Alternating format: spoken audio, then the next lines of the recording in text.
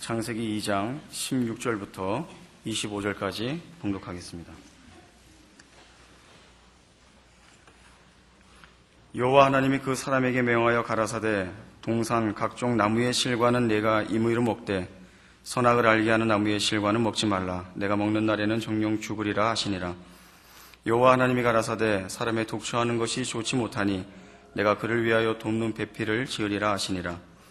여호와 하나님이 흙으로 각종 들 짐승과 공중의 각종 새를 지으시고 아담이 어떻게 이름을 짓나 보시려고 그것들을 그에게로 이끌어 이르시니 아담이 각 생물을 일컫는 바가 곧 그 이름이라.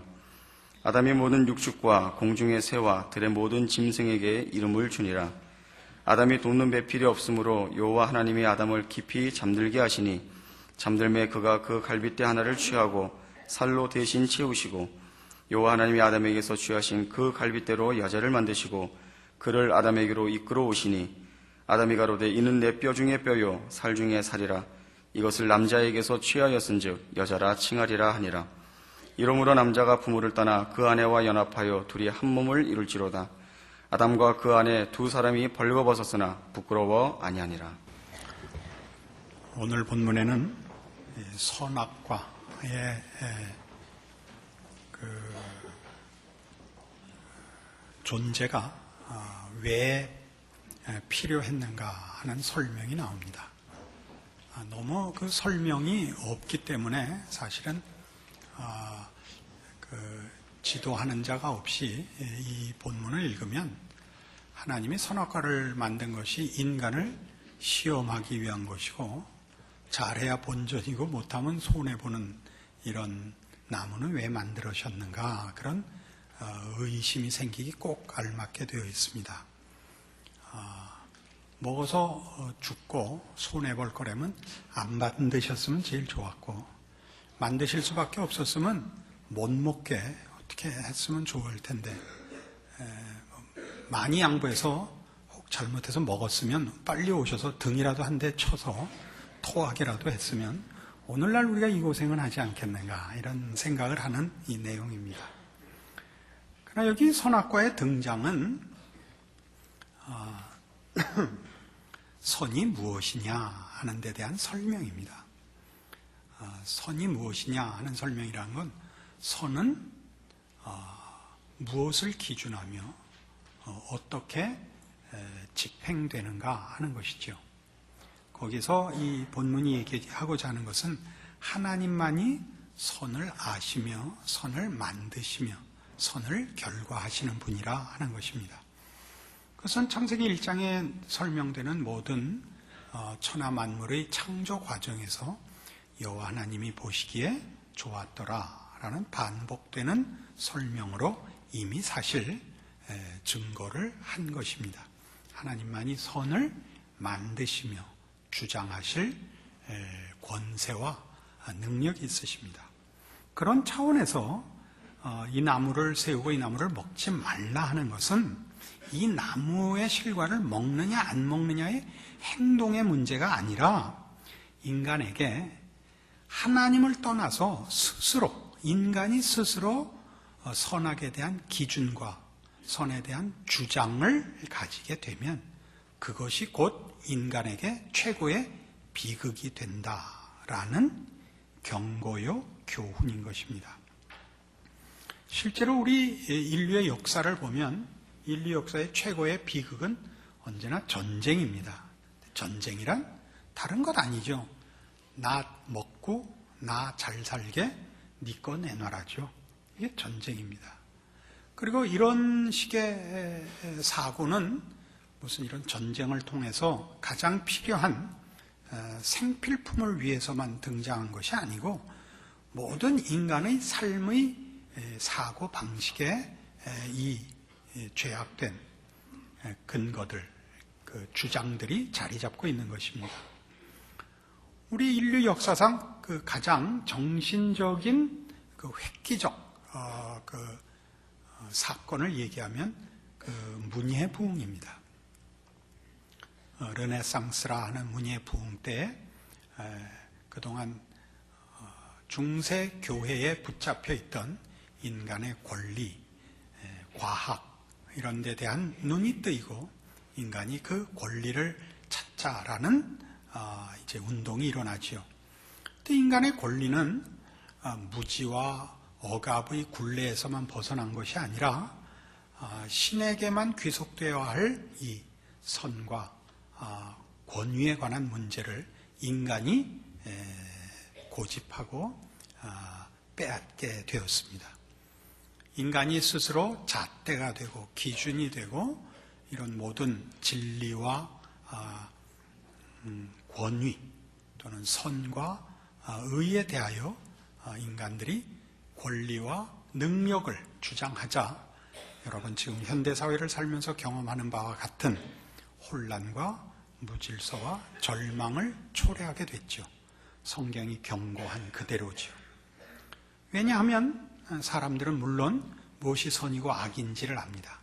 그러나 선을 주장해도 도덕적 이상이나 또는 행복이나 정의를 추구한다고 말을 해도 그것을 이룰 힘은 없습니다. 왜냐하면 다 이기적인 탓이죠. 선을 이루고 행복을 얻고 도덕적 이상을 이루기 위해서 아무도 희생하고 양보하고 스스로를 채찍질하지 않고 우리 모두는 상대방에게 짐을 떠넘기고 자기는 이 법을 무시하고 사는 것이 인간의 모습이라는 걸 우리 모두 각각의 개인 인생에서 경험하고 있습니다.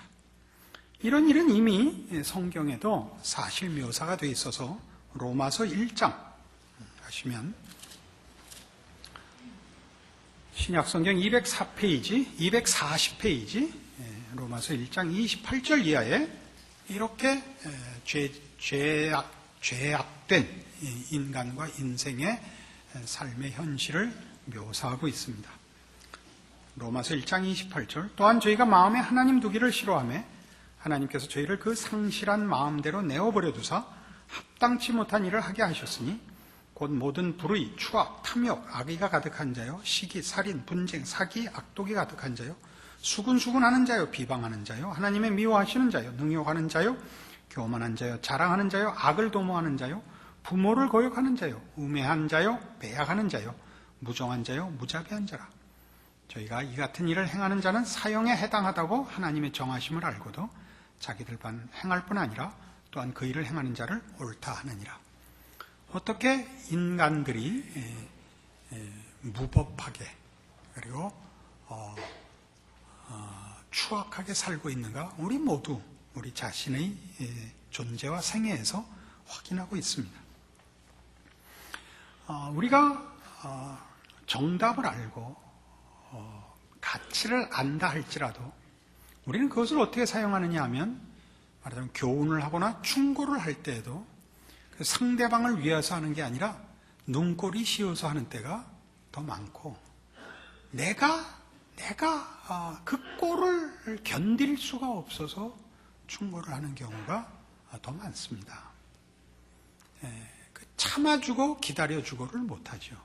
그러니까 고치든가 죽든가 이렇게 요구하지 정말 참으로 상대방을 위한 교훈과 충고라는 것은 사실은 존재하지 않습니다. 우리는 행복이나 정의를 추구하기 전에 거룩을 먼저 추구해야 되고 어떤 도덕적 이상을 추구하는 것으로 자신을 변명하지 말고 죄를 해결해야 한다는 사실을 우리 직시해야 하는 것이죠. 이 문제는 에베소서 4장에 가면 이렇게도 구체적으로 묘사되어 있습니다. 314페이지 신약성경 에베소서 4장 17절입니다. 그러므로 내가 이것을 말하며 주 안에서 증거하느니 이제부터는 이방인이 그 마음에 허망한 것을 행함같이 너희는 행하지 말라. 저희 총명이 어두워지고 저희 가운데 있는 무지함과 저희 마음이 굳어짐으로 말미암아 하나님의 생명에서 떠나 있도다. 저희가 감각 없는 자 되어 자신을 방탕에 방임하여 모든 더러운 것을 욕심으로 행한다라고 얘기합니다. 이게 뭐라고 되어 있습니까? 허망하며 감각이 없으며 그리고 방탕하다고 합니다. 방탕하다는 건 낭비한다는 뜻이라고 여러 번 설명을 드렸습니다. 방향이 없고 기준이 없죠. 그때 자기의 기분에 따라 또는 이해관계를 따라 고집을 부릴 뿐이지 선과 의를 정할 수도 이룰 수도 판단할 수도 없는 것이 인간의 죄지은 현실인 것입니다. 이것이 말하자면 오늘 본문이 우리에게 가르치고 싶어 하는 것입니다. 이것이 선악과라는 나무가 거기 서 있어야 했던 이유죠.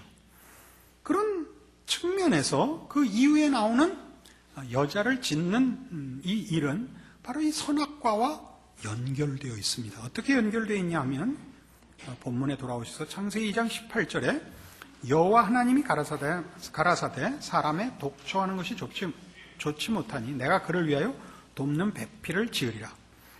하나님이 사람이 독초하는 것이 좋지 못하니, 이제 우리 지금 이 연결된 개념으로 설명하자면 선하지 못하니, 돕는 배필을 지으리라. 그러니까 돕는 배필을 짓는 이유는 선함을 위하여, 좋음의 완성을 위하여서인 것입니다. 그러니까 우리 앞에서 본 바와 같이 선의 주인은 하나님뿐이시다 이고, 그 하나님의 선하심의 대표적이고 가장 영광스러운 산물은 하나님이 사람을 남자와 여자로 지은 것이라 이렇게 말하는 셈입니다. 조금 더 본문을 봅시다. 그래 놓고 돕는 배필을 지으리라 하고 이제 짐승들을 만듭니다. 아담에게 그 이름을 짓게 하고 20절 아담이 모든 육축과 공중의 새와 들의 모든 짐승에게 이름을 주니라. 아담이 돕는 배필이 없으므로. 이렇게 이어지고 있어서 짐승을 만들어 아담에게 이름을 짓게 한 것과 배필을 지어준 것 간에 또 관계가 있는 걸 보시죠. 말하자면 아담이 짐승들에게 이름을 지어줬다는 건 그들의 속성을 안다는 뜻이고, 그런 차원에서 이 짐승들과 자기가 다르다는 걸 인식합니다. 급이 다르다라는 걸 알죠. 자기와 짝할 것이 없다는 걸 압니다. 아담의 다른 점은 이런 짐승들이 그저 저들의 암수 한 쌍씩 되어 있는 이런 관계 정도로가 아니고 그보다 훨씬 고급한 그런 내용과 존재라는 것을 성경이 우리에게 가르치려 하는 것이죠. 그래서 이제 여자를 만듭니다. 23절. 그 아담이 이 하나님이 만드신 여자를 보고 아담이 가로되 이는 내 뼈 중에 뼈요 살 중에 살이라. 이것을 남자에게서 취하였은즉 여자라 칭하리라. 이러므로 남자가 부모를 떠나 그 아내와 연합하여 둘이 한 몸을 이룰지로다. 이렇게까지 연결됩니다. 부부로, 그러니까 남자와 여자로, 그 남자와 여자의 연합을 여기서는 강조하고 있는 것이죠. 내 뼈 중에 뼈요 살 중에 살이라는 것은 그냥 얼핏 읽어서 나와 동등하다. 남자의 존재와 우열의 차이가 없다라는 정도가 아니고, 말하자면 내 뼈 중에 알짜고 살 중에 정말 진수고, 그러니까 여자가 없이는, 예를 들자면 남자라는 존재는 이 존재가 뭔가 제일 본질되는 것이 채워지지 않은 것이라, 이런 개념을 얘기하는 것입니다. 그래서 이 남자, 여자라는 표현은 같은 사람이라는 단어의 남성형과 여성형입니다. 둘은 다른 이름이 아니고 다 같이 사람이라는 뜻이고, 그것은 이미 우리가 창세기 1장에서 하나님이 사람을 창조하실 때 자기의 형상으로 창조하시되 남자와 여자로 창조했다라는 말 속에서 우리가 한번 다루었던 부분입니다. 오늘 그 부분이 조금 더 깊은 내용으로 이해되기를 바랍니다. 에베소서 5장으로 가보십시다. 신약성경 316페이지 에베소 5장 29절. 누구든지 언제든지 제 육체를 미워하지 않고 오직 양육하여 보호하기를 그리스도께서 교회를 보양함과 같이 하나니 우리는 그 몸의 지체임이니라. 교회와 그리스도의 연합을 설명하면서 그 연합이 얼마나 밀접하고 신비한 것인가를 설명하는 부분입니다. 교회는 그의 몸입니다. 머리와 몸이 생사고락을 같이 하고 운명을 같이 하듯이 이렇게 연합되어 있다는 걸 얘기하면서 우리는 그 몸의 지체라 그럽니다.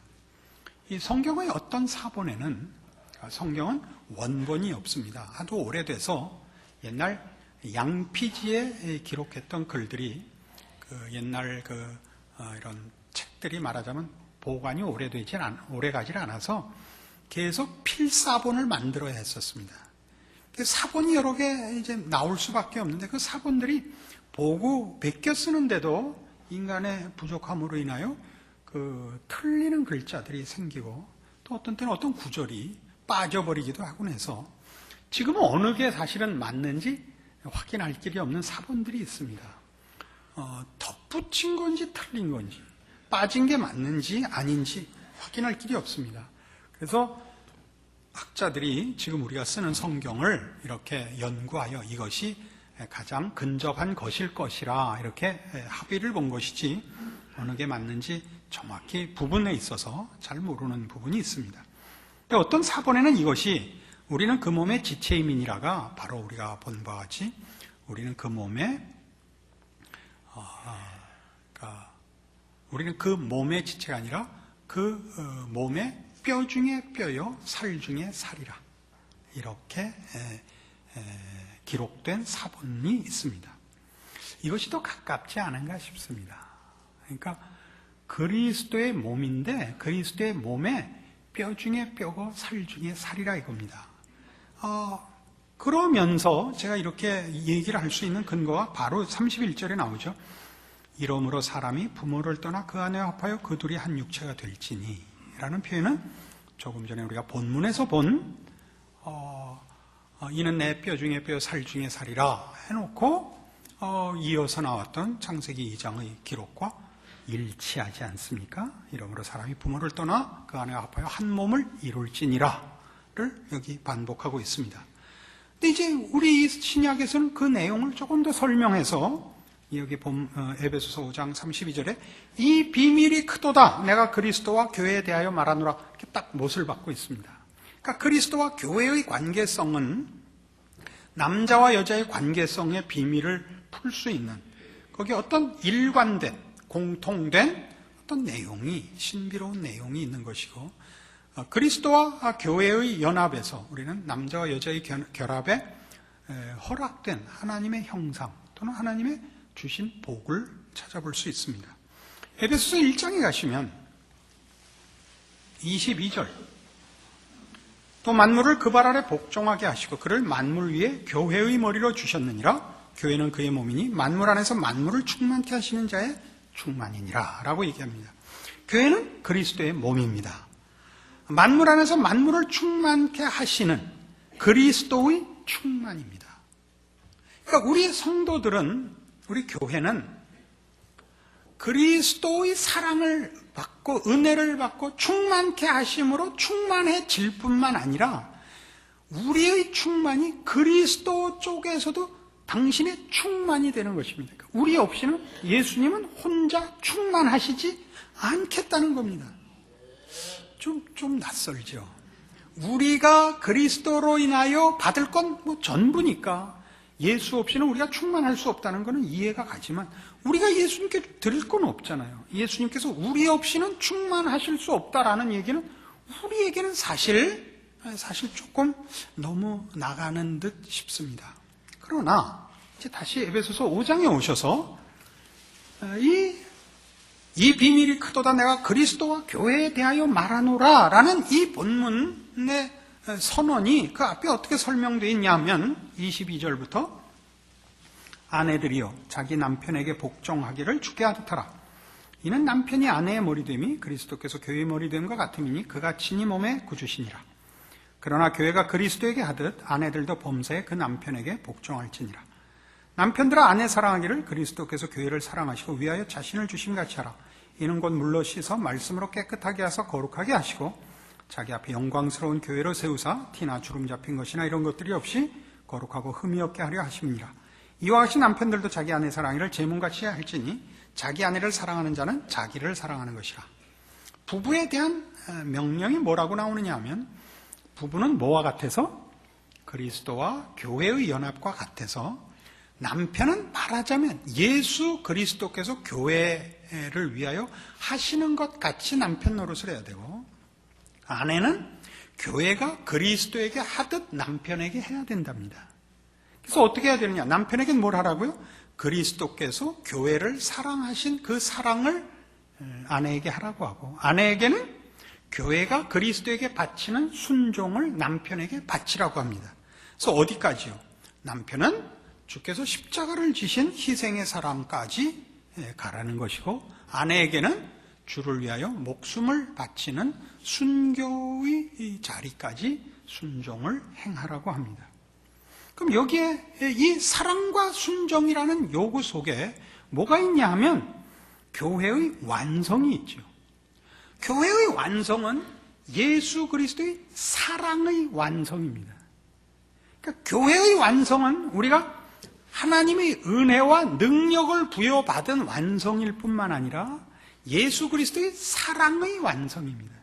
그러니까 우리가 완성되지 않으면 예수님께서는 당신의 무슨 신성이나 신적 무슨 내용이나 권위나 영광이 아무 결함이 있을 리도 없고 우리가 뭘 더할 것도 없습니다만, 사랑이란 상대방의 완성으로 인한 기쁨의 만족 외에는 사랑에 대한 보상이 없고, 그것 없이 사랑이라는 건 성립이 되질 않기 때문에 우리라는 이 교회, 하나님이 부르시고 그의 형상대로 만든, 그래서 사랑하시는 우리가 완성되는 것은 말하자면 하나님의 기쁘심과 사랑의 완성이 된다는 차원에서 우리가 그의 충만인 것입니다.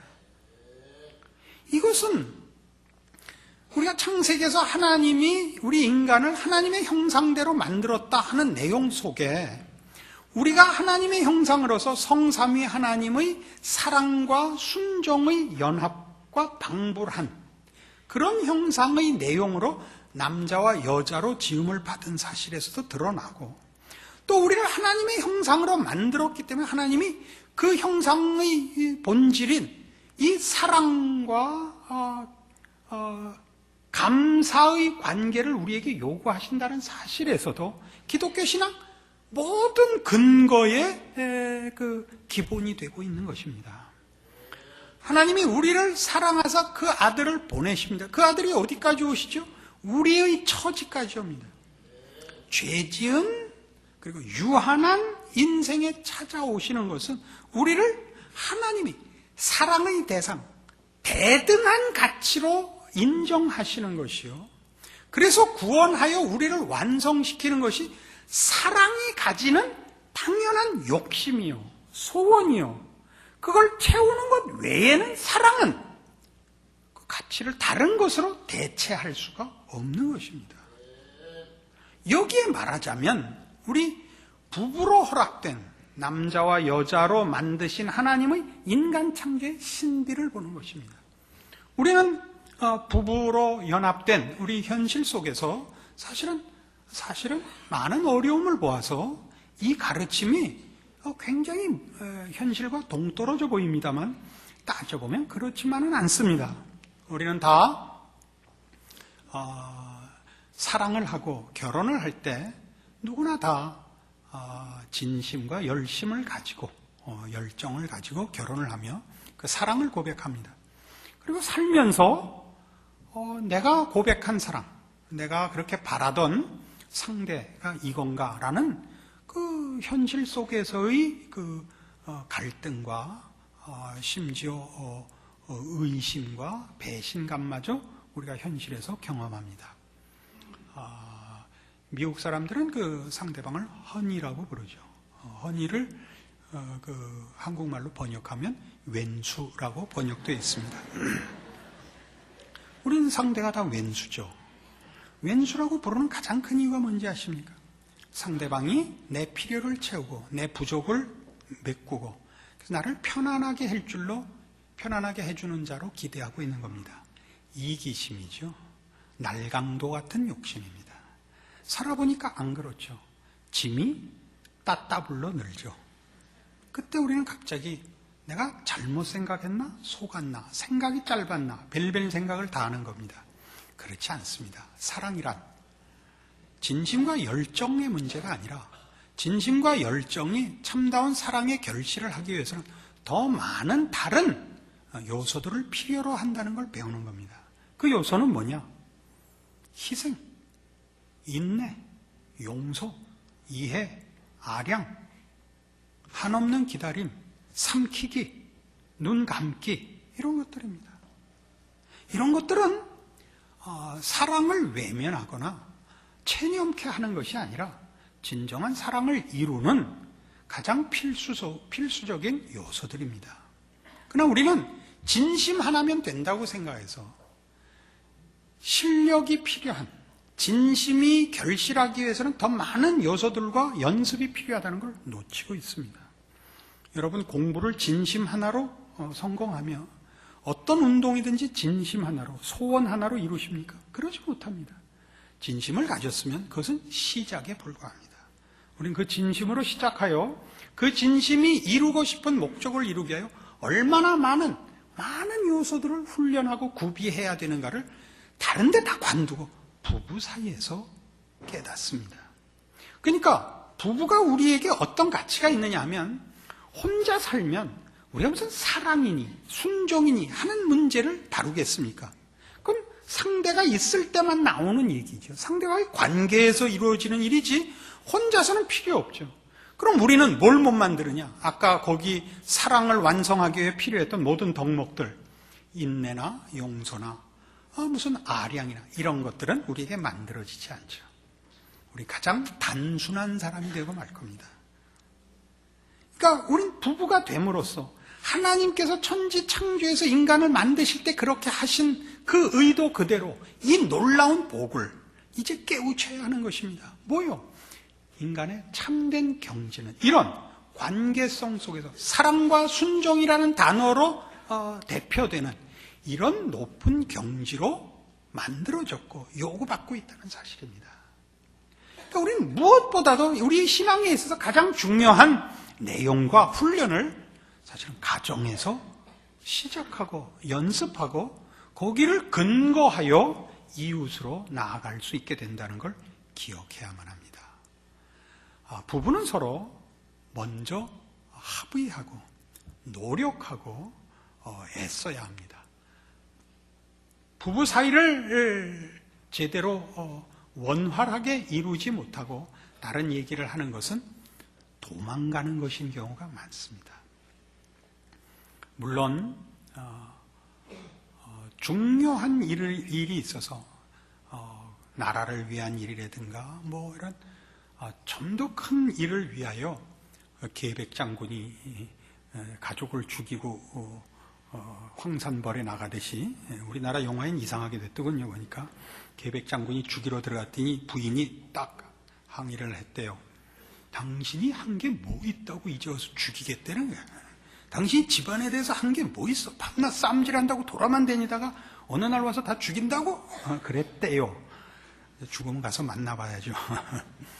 웃자고 만든 영화고 그런 중요한 일이 있을 수 있습니다. 가정을 희생해야 되는 때도 있습니다. 그러나 보편적이고 기본적인 성경의 원리는 신앙의 가장 중요한 본질과 인간의 가치와 연습이 부부로부터 가정으로부터 출발하며 거기에 다 내용이 들어있다고 가르칩니다. 가정만을 위하라는 얘기가 아닙니다. 가정에서 이 일이 이루어지면 이것이 이웃으로 넘쳐나게 되어 있습니다. 서로의 욕심을 채워주는 것만으로 부부가 합의하는 것은 정당한 것 아닙니다. 그건 외면하고 사실은 속이는 것입니다. 정당한 합의란 서로 원만한 인격을 완성하는 것을 말하고 그러기 위하여 보다 깊은 마음의 폭과 그 넓이와 깊이를 가지는 것입니다. 그래서 에베소서 3장에는 바로 이런 문제로 인하여 이렇게 중요한 성경에 지금 제가 얘기한 묘사가 나옵니다. 에베소 3장 14절 이러함으로 내가 하늘과 땅에 있는 각 족속에게 이름을 주신 아버지 앞에 무릎을 꿇고 비노니. 참 재밌어요, 이 표현도. 하늘과 땅에 있는 각 족속에 이름을 주신 아버지. 이럴 때는 오늘 그 아담이 모든 짐승들을 이름을 주라 그런 거를 상기시키지 않아요? 뭐 이렇게 전기 같은 게 찌리리도 안 와요? 안 오면 제가 전기를 꼽죠. 그 앞에 무릎을 꿇고 비는 거예요. 그러니까 지금부터 할 얘기는 뭐냐 하면 그것과 다른 인간, 하나님이 그 아들을 보내서 구원하시고 그의 충만하심으로 채우려는 인간에 관한 하나님의 계획과 뜻과 그 사랑을 아는 자의 기도문이 이제 나오는 거예요. 뭐라고요? 그 영광의 풍성을 따라 그의 성령으로 말미암아 너희 속사람을 능력으로 강건하게 하옵시며 믿음으로 말미암아 그리스도께서 너희 마음에 계시게 하옵시고 너희가 사랑 가운데서 뿌리가 박히고 터가 굳어져서 능히 모든 성도와 함께 지식에 넘치는 그리스도의 사랑을 알아 그 넓이와 길이와 높이와 깊이가 어떠함을 깨달아 하나님의 모든 충만하신 것으로 너희에게 충만하게 하시기를 구하노라. 그리스도의 사랑의 넓이와 길이와 높이와 깊이의 무한한 충만을 빌고 있다고요. 어디서 배운다고요? 부부에게서부터 배웁니다. 그 외에 다른 데서 배울 데가 없습니다. 무엇으로 이것이 우리에게 허락되어 있죠?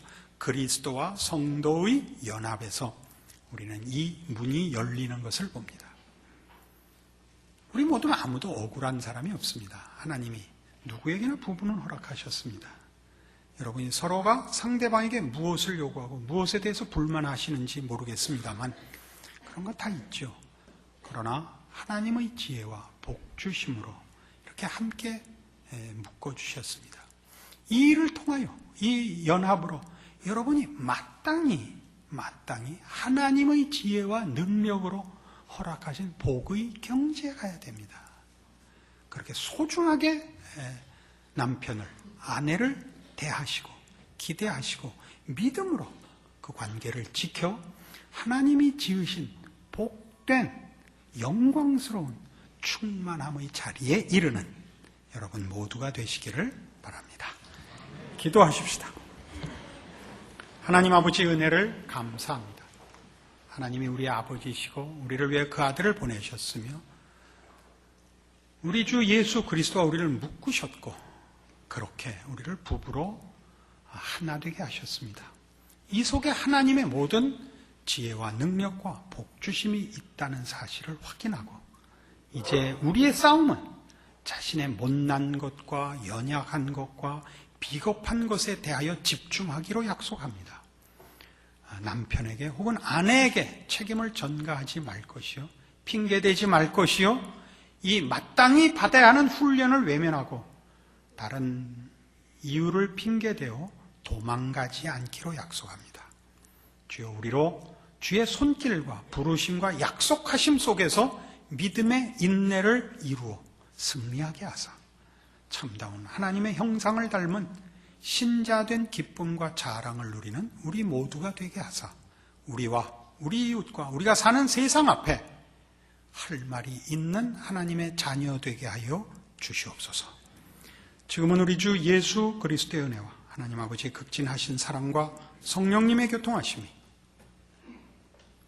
하나님을 아버지라 부르며 예수 안에 있음을 자랑하는 모든 성도들의 삶이 주의 돌보심과 복주심과 복된 승리를 위하여 허락되어 있다는 사실을 확인하고 부부와 가정과 이웃과 사회 앞에 하나님의 사람으로 믿음을 지키리라 약속하고 돌아가는 심령들 위해 영원토록 함께 있을지어다. 아멘.